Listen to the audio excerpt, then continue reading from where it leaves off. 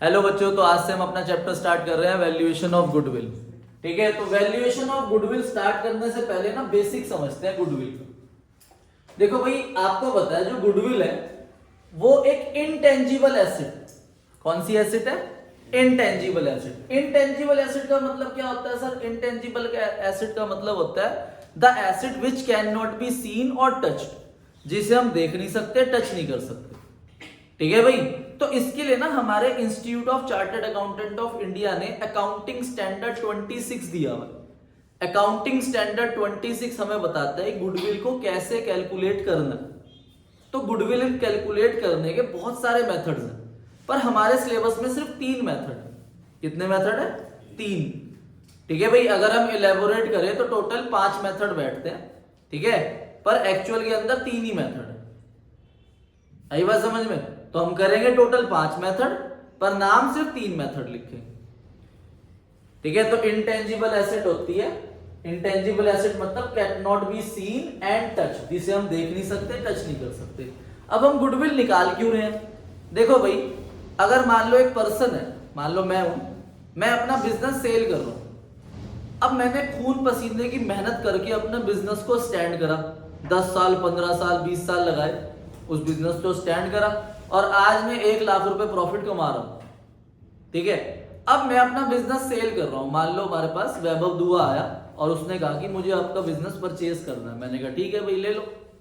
1 करोड़ की मैंने अपने बिजनेस से सेल कर दिया। इसने कहा सर 1 करोड़ थोड़ी है आपके बिजनेस की वैल्यू, आपके बिजनेस की वैल्यू तो 70 लाख रुपीज है, तो आप 30 लाख रुपीज ऊपर एक्स्ट्रा क्यों ले रहे हो? क्योंकि मैंने इतनी मेहनत करी, बिजनेस का नाम बनाया, रेपुटेशन बनाई, तो वो जो रेपुटेशन है उसे हम गुडविल बोलते हैं। तो रेपुटेशन ऑफ बिजनेस को हम क्या बोलते हैं? गुडविल।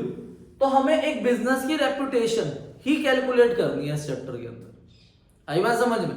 तो टोटल जो हमारे मेथड्स है गुडविल कैलकुलेट करने के, वो 3 मेथड्स है। 3 मेथड्स फॉर कैलकुलेटिंग गुडविल। सबसे पहला मेथड है आपका एवरेज प्रॉफिट मेथड। तो एवरेज प्रॉफिट मेथड के अंदर गुडविल का फॉर्मूला है goodwill is equal to simple average profit multiply number of year purchase. ठीक है, अब सिंपल एवरेज प्रॉफिट को मल्टीप्लाई करना है हमें नंबर ऑफ ईयर परचेज से। नंबर ऑफ ईयर परचेज ना हमेशा क्वेश्चन में गिवन होगा। सर ये नंबर ऑफ ईयर परचेज का मतलब क्या होता है? देखो, मैंने अभी बताया कि मैं अपना बिजनेस सेल कर रहा हूं। किसको? वैभव दुआ को। अब वैभव दुआ मेरी मेहनत का फायदा तो उठाएगा ना कुछ साल तक। अब मैंने 15-20 साल जी तोड़ मेहनत करी, पसीना बहाया और अपना बिजनेस स्टैंड करा, और आज मैं प्रॉफिट कमा रहा हूं बढ़िया, 1 लाख रुपए महीना या साल का। ठीक है, अब वैभव मेरे बिजनेस को टेक ओवर कर रहा है, तो मेरी मेहनत का फायदा वैभव कितने साल तक उठा सकता है? अगर ओनरशिप क्या होती है? चेंज। जब ओनरशिप चेंज होती है तो जो पास्ट एफर्ट्स है उसका फायदा न्यू ओनर कितने साल तक उठा सकता है, उसे हम नंबर ऑफ ईयर परचेज बोलते हैं। ठीक है भाई, क्योंकि अब 3-4 साल तक इसने बिना मेहनत करे 1-1 लाख रुपए प्रॉफिट कमाया, पर अब इसे वो रेपुटेशन मेंटेन भी तो रखनी पड़ेगी ना। अब मान लो इसने क्वालिटी गिरा दी, सब कुछ बेकार कर दिया, इसके जो एम्प्लॉइज हैं वो ढंग से बात नहीं कर रहे, कस्टमर के साथ गलत व्यवहार कर रहे हैं, तो उसकी गुडविल गिरनी शुरू हो जाएगी, तो उसका प्रॉफिट भी गिरना शुरू हो जाएगा। पर मेरी मेहनत का फायदा है 3-4 साल तक ही उठा सकता।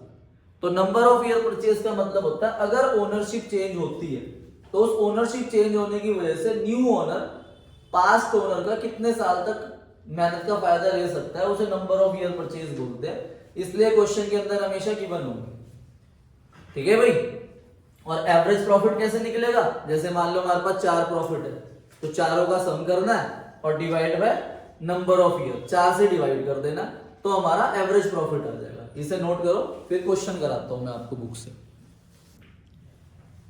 तो अब हम अपनी बुक से क्वेश्चन नंबर 2 करते हैं। क्वेश्चन नंबर 2 के अंदर कह रहे हैं कि हमारे पास 5 ईयर एंडेड के प्रॉफिट दे रखे हैं।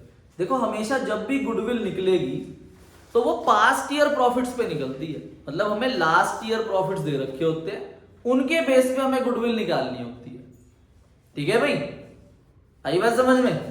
तो अब क्वेश्चन नंबर 2 के अंदर हमारे पास ईयर दे रखे हैं 21, 22, 23, 24 और 25। तो पहले ये ईयर लिख लेंगे ऐसे 2021, 2022, 23, 24, 25 और इनके प्रॉफिट दे रखे हैं 4 lakh, 3,98,000, 4,50,000, 4,45,000 and 5 lakh.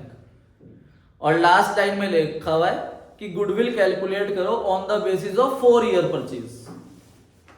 4 year purchase, average profit of past 5 year. देखो ध्यान रखना है, बच्चा ना कंफ्यूज रहता है। नंबर ऑफ ईयर परचेज के साथ ना हमेशा परचेजेस वर्ड गिवन होगा, 4 ईयर परचेज। तो नंबर ऑफ ईयर परचेज कितने हैं?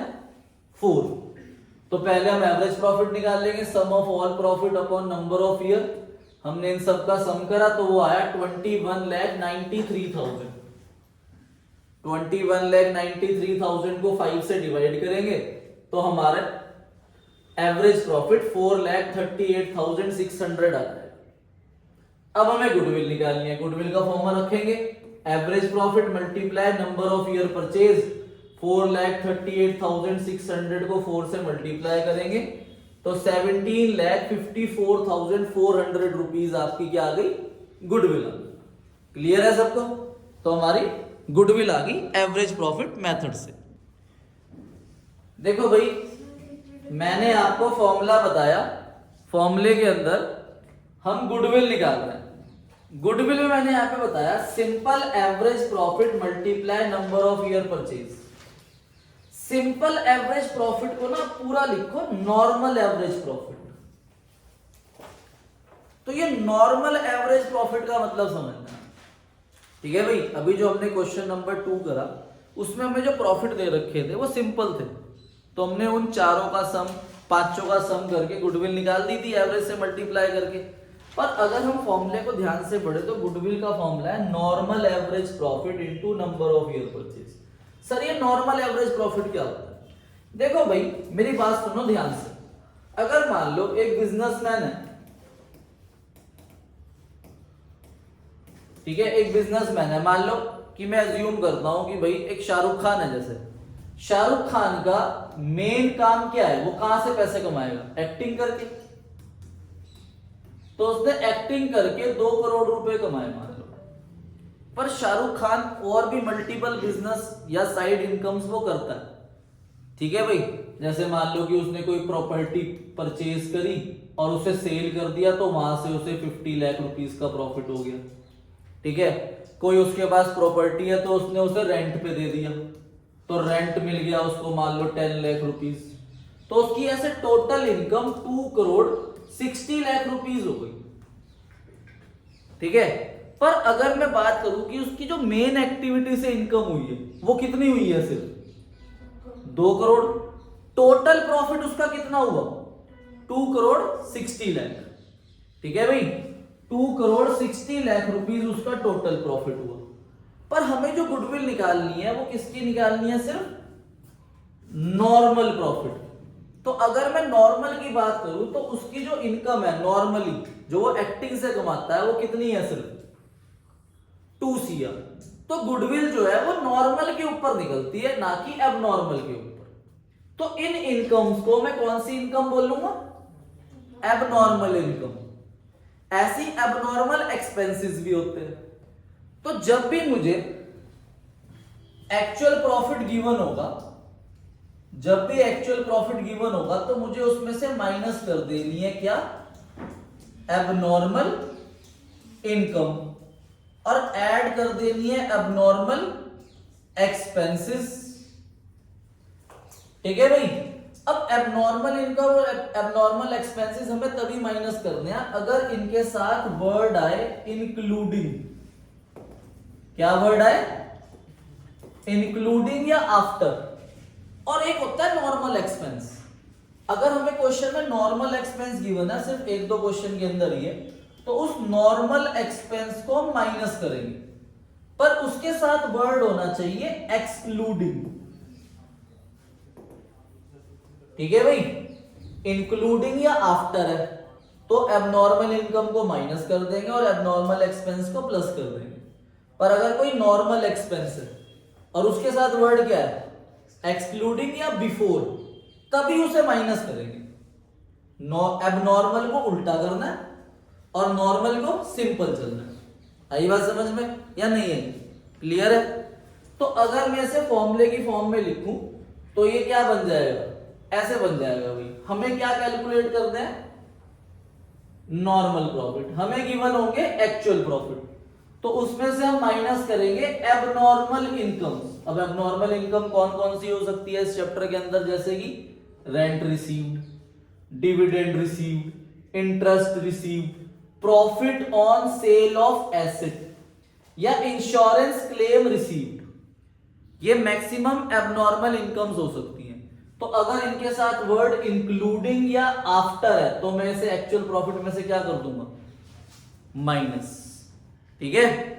और अगर एबनॉर्मल एक्सपेंस है तो उन्हें प्लस करना है, और वो कौन कौन से हो सकते हैं, loss by theft, loss by fire या accident, loss by natural calamity या loss on sale of asset या वॉलंटरी रिटायरमेंट कंपनसेशन। ये समझा दूंगा मैं अभी क्या होता है वॉलंटरी रिटायरमेंट कंपनसेशन।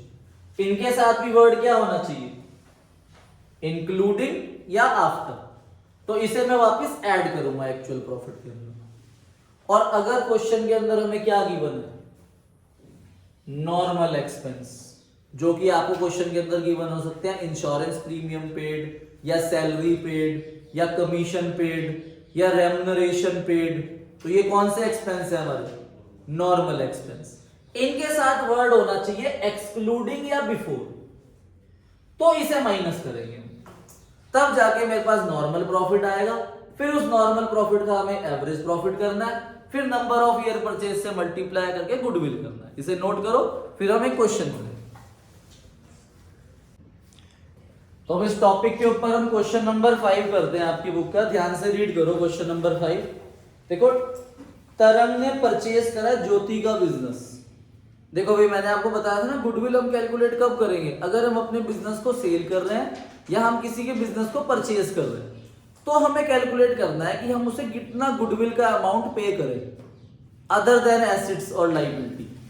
ठीक है भाई, जैसे अभी आपने इश्यू ऑफ डिवेंचर चैप्टर पढ़ा था, तो इश्यू ऑफ डिवेंचर के अंदर अभी हमने जैसे पढ़ा था कि 10 लाख रुपीस की एसेट आ रही है और 2 लाख रुपीस की लायबिलिटी, तो हमें 8 लाख देने चाहिए। पर वो अगर 9 लाख 10 लाख या 11 लाख मांग रहा है, more than asset minus liability, तो वो गुडविल होती है ना। तो वहां तो गुडविल बैलेंसिंग फिगर में निकलती है, पर अब वो गुडविल कैलकुलेट करनी सीख रहे हैं हम। ठीक है? तो अब हमें बिजनेस में प्रॉफिट दे रखे हैं, profit shown by Jyoti business for the last 3 financial year. तो 3 फाइनेंशियल ईयर के प्रॉफिट दे रखे हैं हमारे पास 2023 1 लाख रुपए। देखो 1 लाख के ब्रैकेट में क्या लिखा है, इंक्लूडिंग एबनॉर्मल गेन। देखो इंक्लूडिंग वर्ड है, एबनॉर्मल इनकम या गेन है तो वो क्या कर देंगे हम, माइनस। उसके बाद 2024 में 1,25,000 है, उसके ब्रैकेट में लिखा है आफ्टर चार्जिंग एबनॉर्मल लॉस। अब एबनॉर्मल लॉस है, ठीक है, तो वो एबनॉर्मल लॉस हमें क्या करना पड़ेगा, प्लस। और थर्ड जो प्रॉफिट है ना 1,12,500, उसके साथ ब्रैकेट में लिखा है एक्सक्लूडिंग 12,500 एज इंश्योरेंस प्रीमियम। तो इंश्योरेंस प्रीमियम मैंने आपको बताया था कौन सा एक्सपेंस होता है, नॉर्मल एक्सपेंस, और उसके साथ वर्ड एक्सक्लूडिंग होना चाहिए, तो उसे हम क्या करेंगे, माइनस। तो पहले हम इन प्रॉफिट्स को नॉर्मल प्रॉफिट बनाएंगे। जैसे 1 लाख रुपीस में से आप 12,500 माइनस करोगे तो ये 87,500 आएगा। ठीक है? और फिर 1,25,000 में से एबनॉर्मल लॉस 25,000 रुपए वापिस प्लस कर दोगे तो ये 1,50,000 हो जाएगा। और लास्ट प्रॉफिट 1,12,500 में 12,500 नॉर्मल एक्सपेंस माइनस करोगे तो ये 1 लाख होगा। अब इन तीनों का सम डिवाइड बाय 3 करेंगे तो एवरेज प्रॉफिट आएगा। और हमें क्वेश्चन में कह रहा है कैलकुलेट करो value of goodwill on the basis of 2 year purchase. तो नंबर ऑफ ईयर परचेजेस कितने गिवन है, 2, तो उससे मल्टीप्लाई कर देंगे तो गुडविल आ जाएगी। तो कैसे करेंगे भाई, देखो सबसे पहले आपको ईयर लिख लेने हैं 2023, 2024, 2025। अब हमें प्रॉफिट दे रखा था 1 लाख, 1,25,000 और 1,12,500। फिर हमने एबनॉर्मल चीजें करी, एबनॉर्मल इनकम थी उसे माइनस कर दिया, 87,500 आ गया। 1,25,000 में 25,000 ऐड कर दिया तो 1.5 लाख आ गया। और 1,12,500 में नॉर्मल एक्सपेंस माइनस करा तो ये 1 लाख आ गया। अब इन तीनों का सम करेंगे 3,37,500।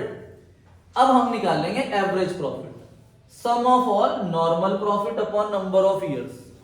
तो sum of all normal profit है 3,37,500 को 3 से डिवाइड करा तो 1,12,500 मेरे पास एवरेज नॉर्मल प्रॉफिट आ गया। फिर एवरेज प्रॉफिट को नंबर ऑफ ईयर परचेज 2 से मल्टीप्लाई करा तो 2,25,000 मेरे पास गुडविल आ गई।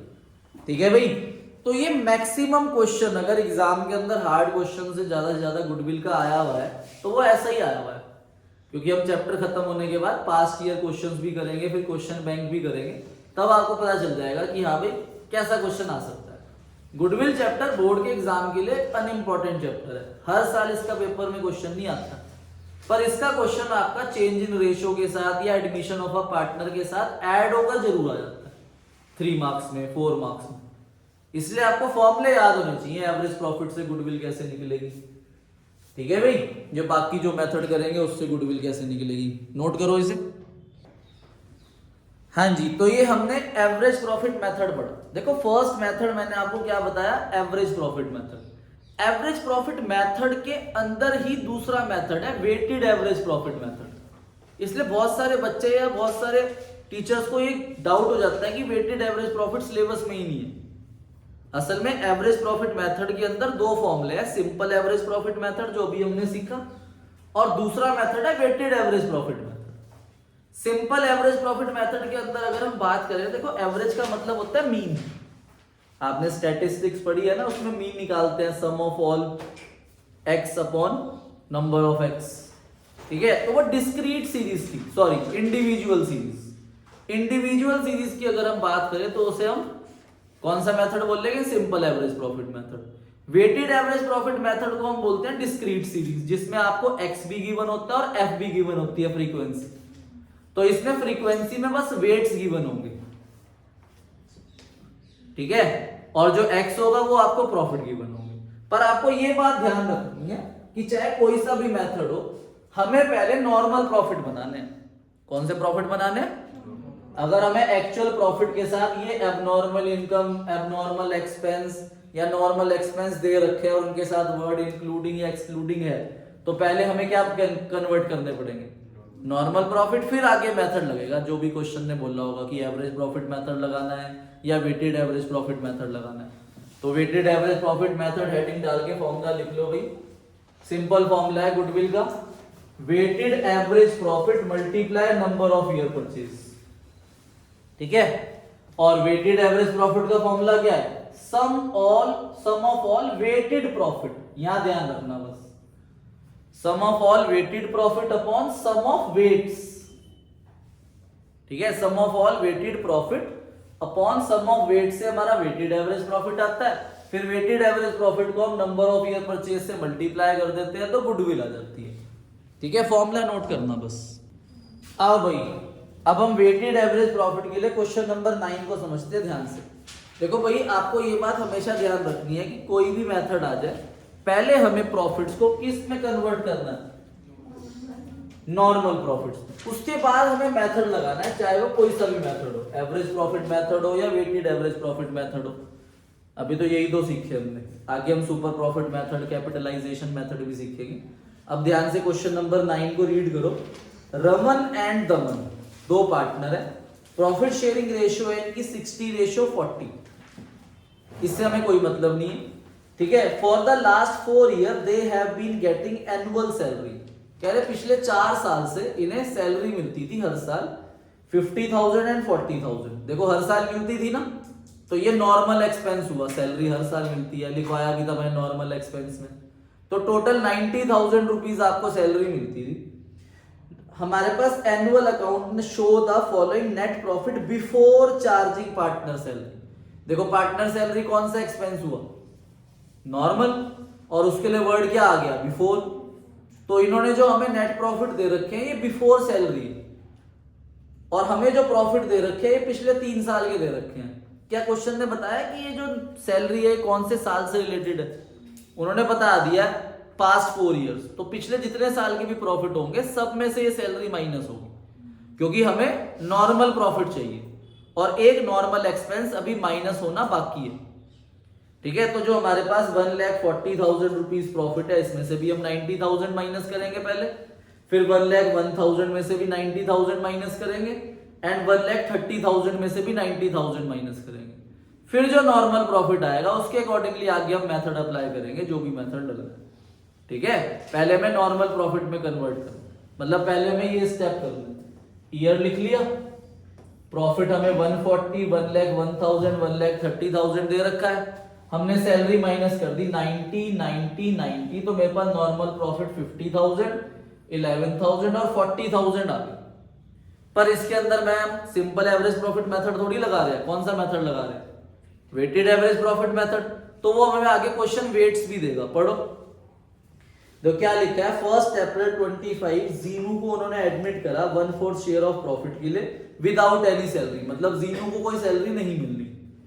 Goodwill is to be valued 4 year purchase, weighted average of profit of last 3 year. तो नंबर ऑफ ईयर परचेज हमें कितने दे दिए, 4, और हमें लास्ट 3 ईयर का एवरेज करना है, वेटेड एवरेज, और ब्रैकेट में लिखा भी है आफ्टर पार्टनर सैलरी, सैलरी के बाद पार्टनर। तो प्रॉफिट के लिए हमें वेट भी दे दिया 1, 2, 3। ठीक है भाई, तो सबसे पहले प्रॉफिट को 1 वेट देना है, दूसरे को 2 और तीसरे को 3।